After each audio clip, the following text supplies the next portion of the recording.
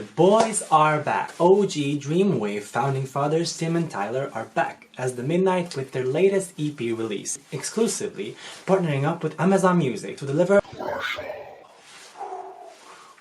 So they teamed up with Amazon to deliver this spooky themed extended play. But does it have the Halloween bops? Well, let's get into it. So the record starts off with The Stranger, and it's basically this sort of chilly, atmospheric, haunting intro that has elements of both horror and just overall creepiness, such as werewolves panting, a running man in the background, and it's really reminiscent of John Carpenter-like soundtracks. And what actually I noticed was that its chord progression actually reminds me of the Curse of Chucky theme, if you know that, the sixth movie in the Chucky franchise, and I'm not sure if that was intentional, but it's a really nice touch. I really enjoy that. Maybe it's just me, but it's really similar to that one. By the way, sorry if this jacket is loud, both in color and in sound. You know, I have to do it for the Synthwave fans, for myself. And I have to say, even though it's an intro and it's only barely 2-3 minutes long, I have overplayed this so many times. There's just something about it that's so captivating, and it just makes me want to play it over and over again. I think it's one of the best, if not the...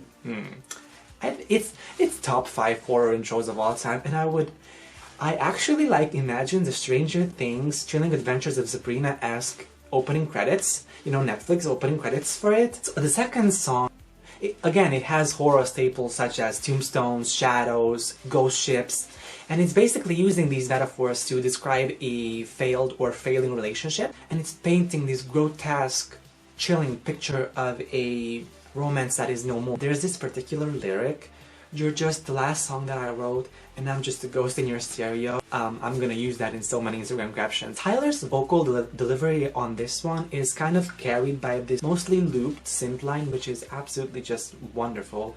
And the instrumental actually reminds me of Monsters, the song from their latest album, in the sense that it is this drop-based, deep, grungy, with ghost. It's really nice. Even though I did not enjoy that aspect of the last album so much, it works really well on this one. I would describe it as the younger brother of Monsters. That's what I actually initially thought about it, and it's really nice. So halfway into the EP is Neon Medusa, which is basically the fan favorite on the EP, as far as I've seen on Twitter. Its best quality is basically the Thriller-esque synth line plastered all over the track, and it's got this production that sounds like, if you know Dance with the Dead, this darkwave band, really nice guys. It basically feels like a song from their darkwave disco era. They have this album called Out of Body, and it's really similar to that kind of sound. And I was really surprised that that Tim has this. I mean, I know he's really talented. I mean, I saw him live in Vienna, and he was just captivating even to look at with the way he was actually involved with the sound and his head banging and everything. But I did not know he had such a wide range of production abilities. Oh my god, so this song is absolutely amazing, and it deserves the fan favorite. But I think it would have benefited from a little bit of reverb. It would have made it more anticlimactic. That being said, however, as we enter the 4th track on this EP, we are entering slight dud territory. At least that's how I see it. So yeah, the instrumental structure, the structure of the song overall, it's this verse, beat, drop, chorus, which, I don't know, it's starting to get a little repetitive at this point, not just in this EP, but in their, you know, discography. Monsters was a great album, but I just think that I would have liked a bit more variety. So the sound actually isn't as dark as the other previous tracks on this EP, but it maintains this sort of aura of darkness with its lyricism. The saving grace of this song, not that it needs any, is the intro and the outro. I don't know how to describe it for you. It's this continuously ascending and descending, I think it's a synth. It's just so perfectly thought out. It's really pleasing to the ear, and it's haunting, and I really enjoy it. And that's what actually makes me give the song more than it would deserve.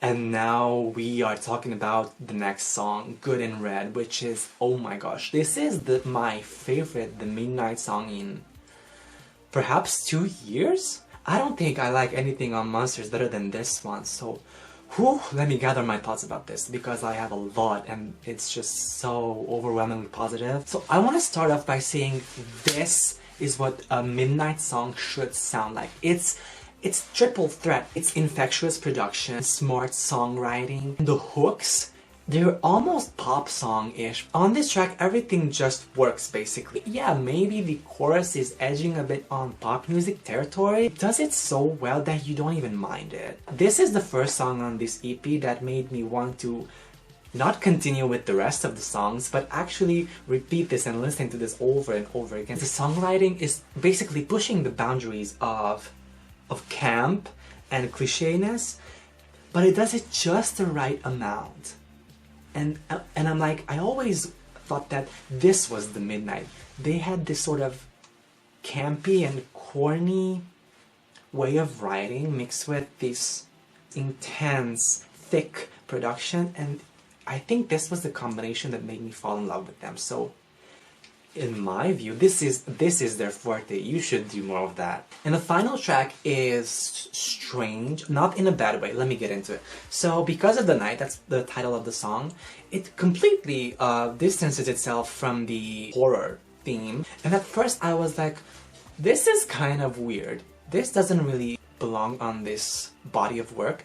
But then as I get more and more into the song, I was like, this is something that I would hear at the end of a slasher movie, maybe, or a newer one basically, but this is something that would play if you were a final girl in a horror movie and you would be standing, it would be like the break of dawn, and you would be standing in your neighborhood, bloody, and looking at the sky and thinking, huh, I made it, I'm alive.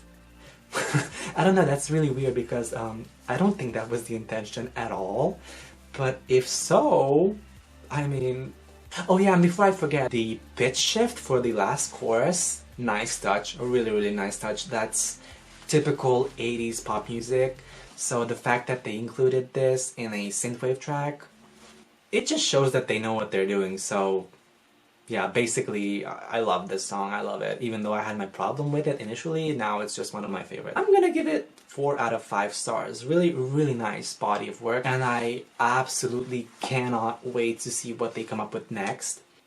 Yeah, that was my review. I hope you enjoyed it, and I will see you guys in the next video, hopefully. If you want to subscribe, please do. Okay.